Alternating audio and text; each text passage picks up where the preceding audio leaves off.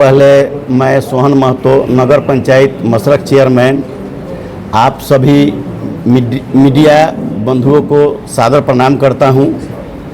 आपके चैनल के माध्यम से मैं कांग्रेस पार्टी के जो भी बड़े नेता हैं या आला कमान हैं उनको यह बतलाना चाहता हूं कि माननीय पूर्व विधायक बनियापुर तारकेश्वर सिंह जो महाराजगंज लोकसभा के लोगों के साथ काफ़ी घुल मिलकर रहे हैं, हमेशा महाराजगंज के लोगों के दुख सुख में शामिल हुए हैं और जो जहां बुलाता है वहां जाते हैं।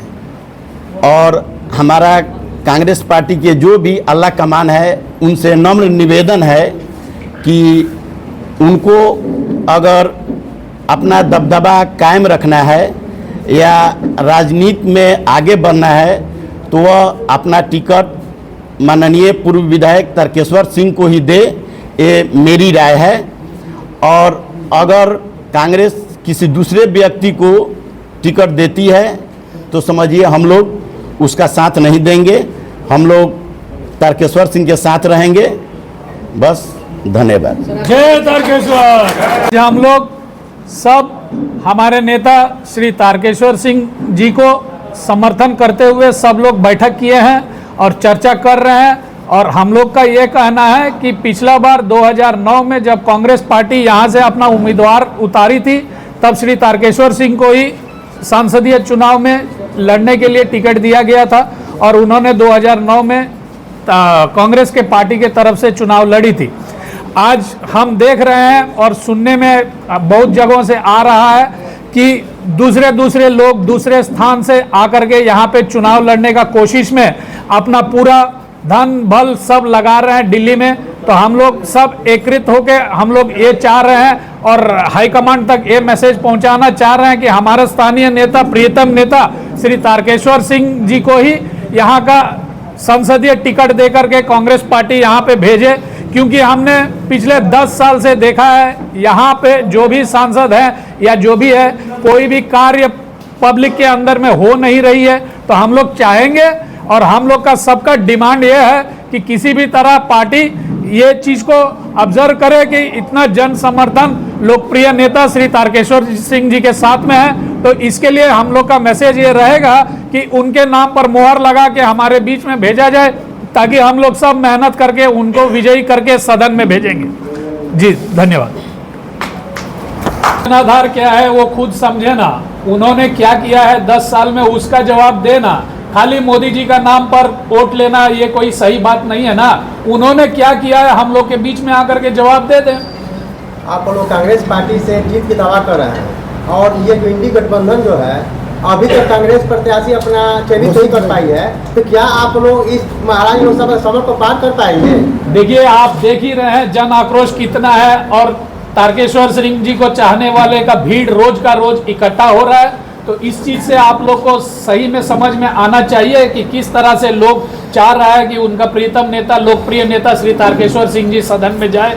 और उसके लिए हम लोग भी कांग्रेस पार्टी के ऊपर दबाव बनाए रहे हैं कि हमारे प्रिय नेता को उनके तरफ से टिकट दिया जाए और हम लोग साथ में काम करेंगे। विपक्ष कह रहा है कि निर्विरोध यहाँ से चुनाव हो सकता है। हाँ विपक्ष है ना, कहेगा, कहने दीजिए।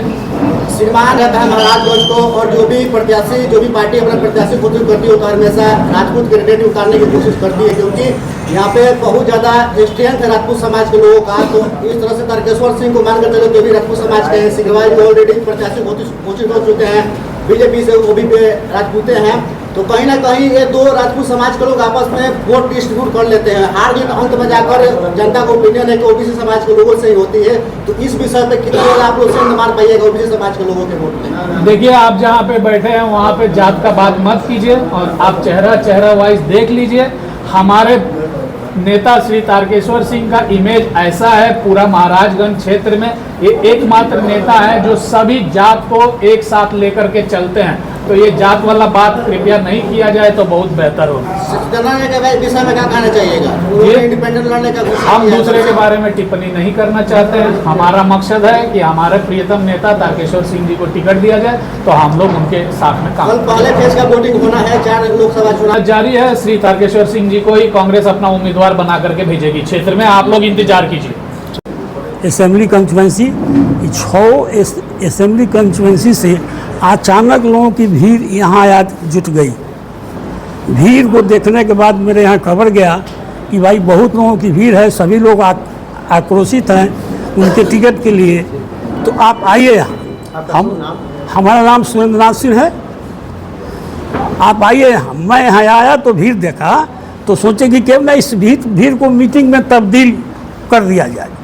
तो वहीं ये मीटिंग में भीड़ तब्दील हुई है। आप लोग जानिए मशरक का इतिहास। 1985 में बाबू रामदेव सिंह जो यहाँ के सम्मान नेता थे, उनकी हत्या हुई, चुनाव आया, उनके बेटा को टिकट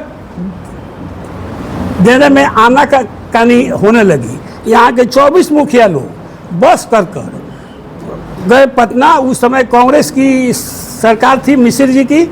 मिश्र जी टिकट देने से अनकन किए। नतीजा हुआ कि आक्रोशित लोग आए और लड़ा दिए। सरकार से लड़े हम लोग सरकार से लड़े ही नहीं कि हम लोग पूरी सरकार की शक्ति और यहाँ के लोगों की शक्ति, सबका जमानत जब्त हुआ।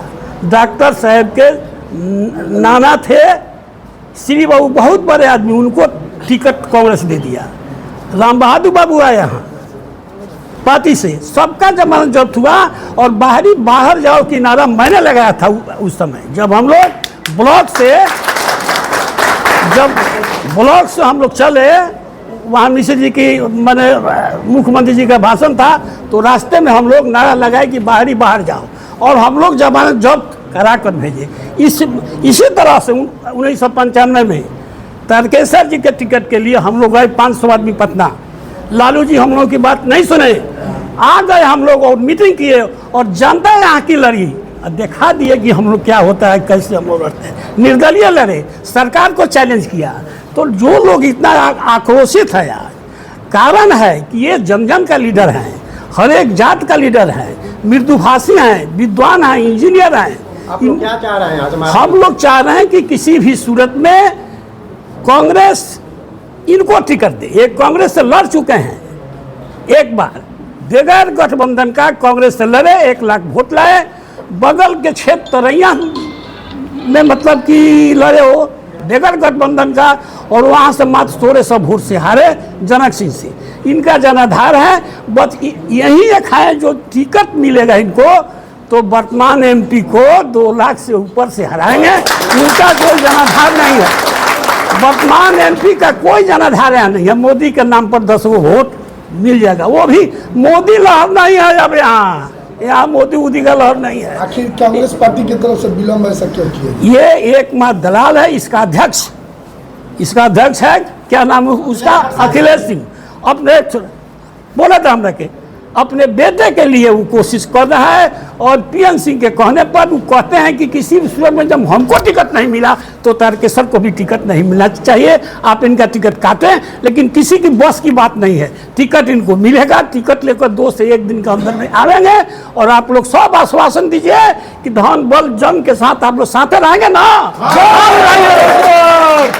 हो गया, जीत उनकी पक्की होगी, टिकट भी उनकी पक्की है। चंपारण का पूरा एक मिनट इसका जवाब काजी के लिए रखा हुआ है कि महाराजगंज फेल होगा तो मोतिहारी धो लेंगे। वो झूठ का यहाँ पर टिकट उनको मिलने वाला नहीं है, वो मोतिहारी से जाएंगे। आज बात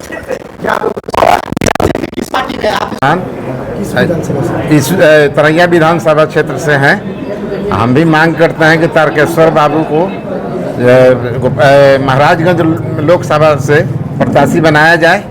हम लोग नहीं बल्कि यहाँ के महाराजगंज के सारी जनता का मांग है कि तारकेश्वर बाबू को बनाया जाए। गरीबों का मसीहा है, हर आदमी के बीच में, गरीब तबका के लोगों के बीच में रहते हैं। ये इतिहास आप लोग भी जानते हैं, हम भी जानते हैं। बाकी आदमी तो आप समझ रहे हैं कि कौन किसके साथ रहता है, लेकिन तारकेश्वर बाबू के बारे में हम नहीं, पूरे लोकसभा क्षेत्र महाराजगंज 119 सारा लोग जानता है। इसके पहले भी वो कैंडिडेट रह चुके हैं, 80,000 वोट लाए थे। जब इनको सुबह में 6 या 7 बजे अरेस्ट कर लिया गया था, जब ये इलेक्शन के दिन अरेस्ट करने के बाद जब इतना लाए थे, मैंने किसी के कहने पर, तभी इंशाअल्लाह इनकी जीत होगी और ये महाराजगंज के संसद बनेंगे। हम लोग दुआ करते हैं। आखिर कांग्रेस पार्टी की तरफ से इतना विलंब क्यों टिकट को लेकर? देखिए, कांग्रेस पार्टी एक बहुत बड़ी पार्टी है। ये इसी के कांग्रेस पार्टी एक पाठशाला है। इसी के अंतर्गत रह करके जितनी भी पार्टियां हैं सब पढ़ाई पढ़ी है। तो ये चूंकि इसका काया बड़ा ही विशाल है, तो निर्णय लेने में निश्चित रूप से कुछ विलंब होता है विशाल काया के अंतर्गत रहने पे। लेकिन मुझे पूर्ण भरोसा है कि हम अन्याय अत्याचार के खिलाफ लड़े हैं, धर्म की लड़ाई लड़े हैं। तो कांग्रेस मेरे ऊपर विचार संभवतः कर चुकी है और निर्णय मेरा ख्याल है कि बहुत ही जल्दी आएगा। और निर्णय जो जनता चाह रही है, हमारे कार्यकर्ता चाह रहे हैं, जितने भी वोटर और सपोर्टर चाह रहे हैं, निश्चित रूप से क्योंकि मैं पूरा कांग्रेस पार्टी का, तो कांग्रेस पार्टी मुझे उम्मीद है कि मेरे ऊपर विश्वास करेगी, हमारे कार्यकर्ताओं पर विश्वास करेगी, अपने वोटर पर विश्वास करेगी और मुझे वहां से इस लड़ाई के लिए निश्चित रूप से मौका देगी। जनार्दन से यही कहूंगा कि वो धैर्य से रहे, धैर्य को खोए नहीं।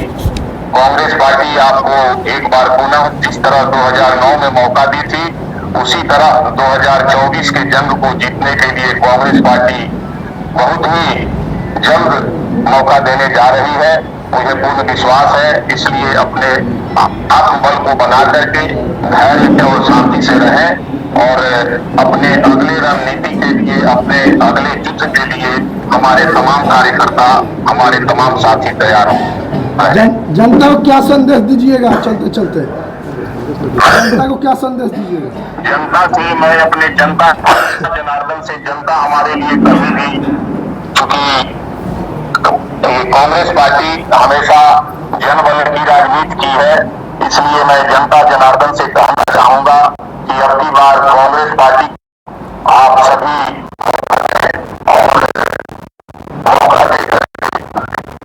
एक सुदृढ़ सरकार बनाए। धन्यवाद।